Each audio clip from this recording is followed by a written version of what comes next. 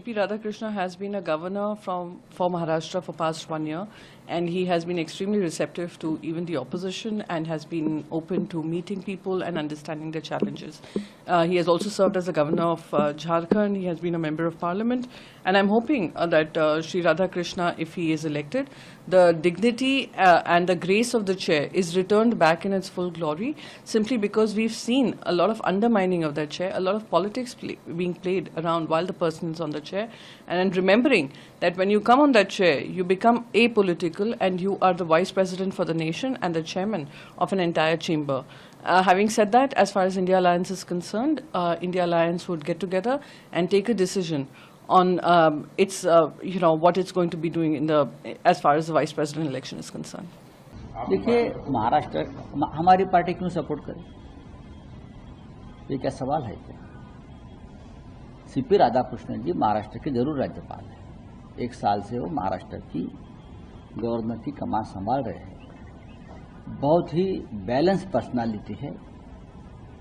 तमिलनाडु से आते हैं। तमिलनाडु में भारतीय जनता पार्टी का प्रभाव बढ़ाने के लिए राधाकृष्णन जी ने मेहनत की है। वहां के पार्टी के प्रेसिडेंट रहे। आरएसएस जनसंघ के साथ उनका रिश्ता है, जनसंघ के साथ काम किया है।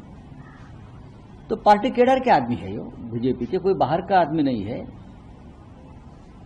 तो अगर पार्टी केडर का आदमी इस पद पर बैठा है और जो आरएसएस से जुड़ा है, तो आरएसएस और बीजेपी में उनके नाम पर सहमति हुई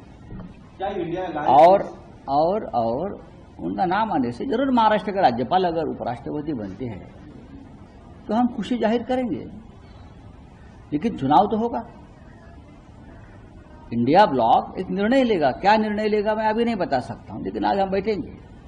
जब राहुल गांधी जी ने सभी ऑल पार्टी जो है इंडिया ब्लॉक में उनको निमंत्रण दिया था, उद्धव जी आए थे, तो उस वक्त भी इस विषय पर चर्चा हुई। खड़गे साहब से चर्चा हुई, राहुल गांधी जी से चर्चा हुई। सभी के मतांतर वहां हुए हैं और आज हम वापस सुबह उस बारे में चर्चा करेंगे और निर्णय लेंगे। देश में उपराष्ट्रपति पद से भी ज्यादा गंभीर विषय चल रहे हैं। वोट चोरी का विषय बहुत महत्वपूर्ण है। हम उनके ऊपर से ध्यान हटाना नहीं चाहते। उद्धव ठाकरे जी का ये कहना है, हमारे पास अभी बहुमत नहीं है चुनाव लड़ने के लिए, तो ध्यान नहीं हटाना चाहिए। जो मेन कोर इशू है अब इस देश में चल रहे हैं, चुनाव आयोग का घोटाला है, वोटर लिस्ट की गड़बड़ी है, एसआईआर का इशू है, ये कोर इशू है देश में, राजनीति में।